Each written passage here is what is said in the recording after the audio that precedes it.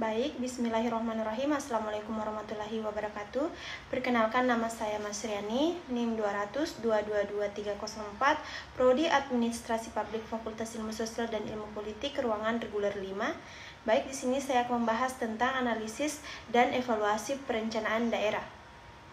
Evaluasi pembangunan daerah atau EPD merupakan kegiatan evaluasi untuk menilai pencapaian sasaran pembangunan nasional di daerah serta menganalisis permasalahan dan faktor keberhasilan dalam proses pelaksanaan pembangunan sehingga menjadi lesson learned bagi perbaikan kebijakan pembangunan daerah pada tahap berikutnya. Selanjutnya, manfaat pelaksanaan EPD. Yang pertama, kegiatan ini diharapkan dapat bermanfaat untuk memberikan rekomendasi bagi perencanaan pembangunan pusat dan daerah berdasarkan hasil evaluasi pembangunan daerah. Selanjutnya, tujuan laporan evaluasi rencana kerja pemerintah daerah RKPD ini bertujuan untuk melakukan penilaian terhadap pelaksanaan proses perumusan dokumen rencana pembangunan daerah dan melaksanakan program dan kegiatan pembangunan daerah. Laporan evaluasi ini juga menghimpun, menganalisis, dan menyusun hasil evaluasi Kepala SKPD dalam rangka pencapaian rencana pembangunan daerah. Hasil evaluasi menjadi bahan bagi penyusunan rencana pembangunan daerah untuk periode berikutnya. Bidang perencanaan, pengendalian, dan evaluasi pembangunan daerah mempunyai tugas menganalisa data pembangunan, menyusun program pembangunan, melaksanakan pengendalian dan evaluasi pembangunan, menyusun laporan perencanaan dan pelaksanaan pembangunan.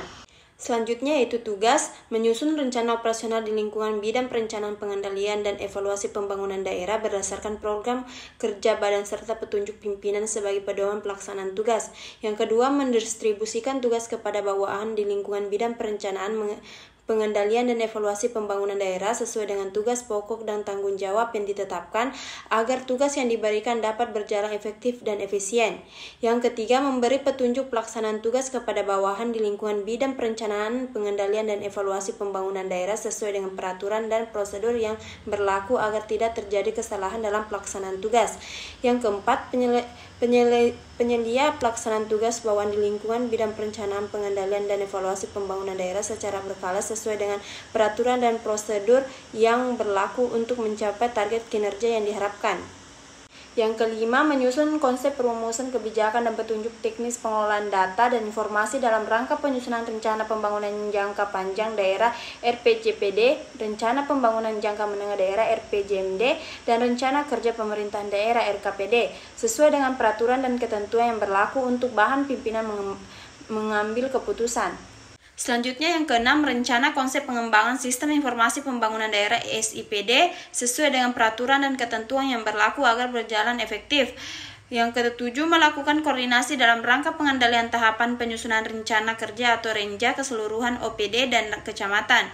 Selanjutnya 8, melakukan pengorganisasian dalam rangka penyusunan pertanggungjawaban LKPJ atau gubernur.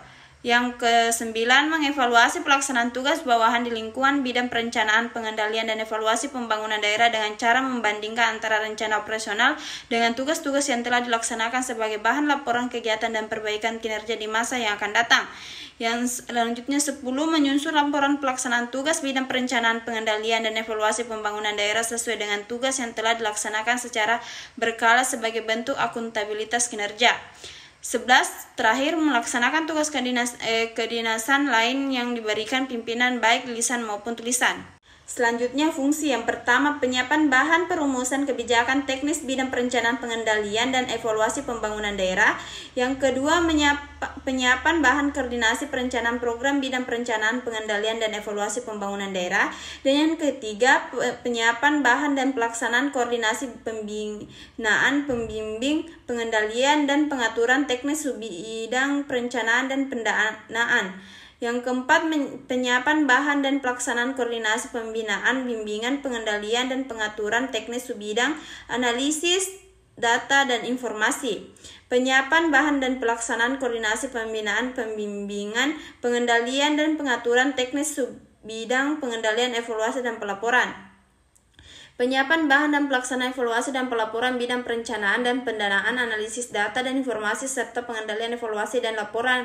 Dan terakhir, pelaksanaan fungsi lain yang diberikan Kepala Bapeda yang berkaitan. Selama ini, perencanaan pembangunan beranggapan bahwa pembangunan berarti pertumbuhan ekonomi dan hal itu dapat dicapai dengan cepat melalui industrialisasi, namun kenyataannya pertumbuhan ekonomi belum tentu berbanding lurus dengan kesejahteraan masyarakat. Hal ini sebagaimana yang disampaikan Ten yang dikutip Endraha 1990 bahwa pertumbuhan ekonomi saja tidaklah cukup, namun harus disertai adanya perubahan sosial atau struktur sosial sehingga pembangunan membawa dampak yang positif. Keterlibatan masyarakat merupakan aspek penting dalam perencanaan karena masyarakat itu sendirilah yang memahami dan mengetahui mengenai apa yang menjadi kebutuhan dalam pembangunan. Perencanaan yang bertumpu pada masyarakat menjadi penting. Hal ini menjadi salah satu pendekatan perencanaan secara nasional. Berdasarkan Undang-Undang Nomor 25 Tahun 2004 tentang Sistem Perencanaan Pembangunan Nasional, dalam perencanaan dikenal dengan 5 pendekatan. Pendekatan politik, teknokratik, partisipatif, top-down, dan bottom-up. Laporan evaluasi rencana kerja pemerintah daerah (RKPD) ini bertujuan untuk melakukan penilaian terhadap pelaksanaan proses perumusan dokumen rencana pembangunan daerah dan pelaksanaan program dan kegiatan pembangunan daerah.